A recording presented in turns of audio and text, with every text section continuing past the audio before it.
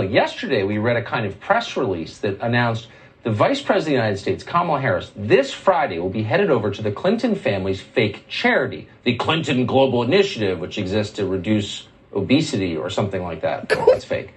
But she's going over there to discuss the effect of COVID on women and girls with Bill Clinton. They will not be discussing the effect on women and girls of Jeffrey Epstein. That probably won't come up. But after speaking to noted feminist Bill Clinton, Kamala Harris will naturally speak to Bernie Madoff for investment advice and then maybe talk real estate with a homeless guy. This is one of those stories that makes you think, maybe it's all an elaborate prank. They've got to be trolling us here. Is it real? Here to assess this is Mark Steyn. We're happy to have him on tonight. Hey, Mark. You left someone out there. You've been talking about him all night. Robert C. Byrd, the Solon of the Senate. Why don't they prop that corpse up at the Clinton Foundation, and Kamala Harris can discuss racism with a experienced Grand Kleagle of the Ku Klux Klan? But you say, are they just pranking us?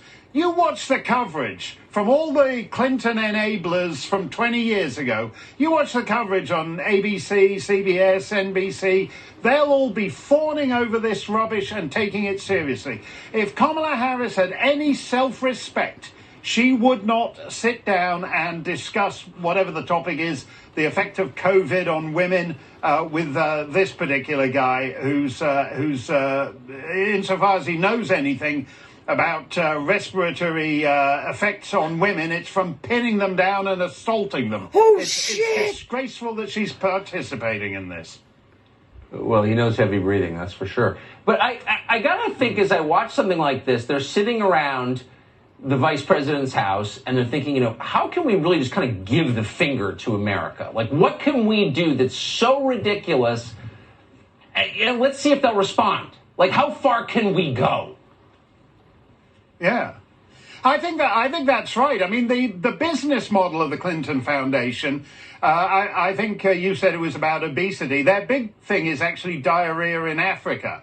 6% of their money goes to diarrhea in Africa, and the other 94% goes to maintaining the Clintons' lifestyle. And it wasn't quite doing it for them, because you've got to find a Somali warlord or a Kazakh oligarch willing to pay $2 million to participate in a Zoom call with Chelsea Clinton on diarrhea in Africa. And even the dumbest Kazakh oligarch can see the flaw in that business model. And actually doing this is the Clintons' way of saying, and there is no limit to the sick joke we're willing to hammer down. We don't care how many face masks you've got on. You got 4, 5, you got the Mexican nose mask. We're still going to hammer this rubbish down your gullet, and the vice president will agree to go along with it.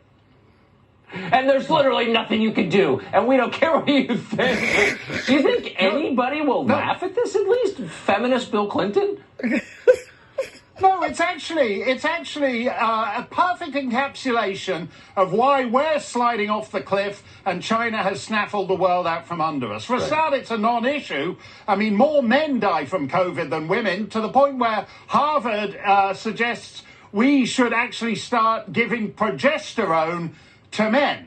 And if Fauci goes along with that, if you think this show isn't any good, you should tune in a year from now, because it'll be Marsha Stein being interviewed by Tuckerella Carlson, and you'll want to stand well back from the screen from that. So it's a non-issue, and just to put the icing on the cake, they get the person in America who actually symbolizes the humbug and hypocrisy of the Democrats, who treats women like used Kleenex.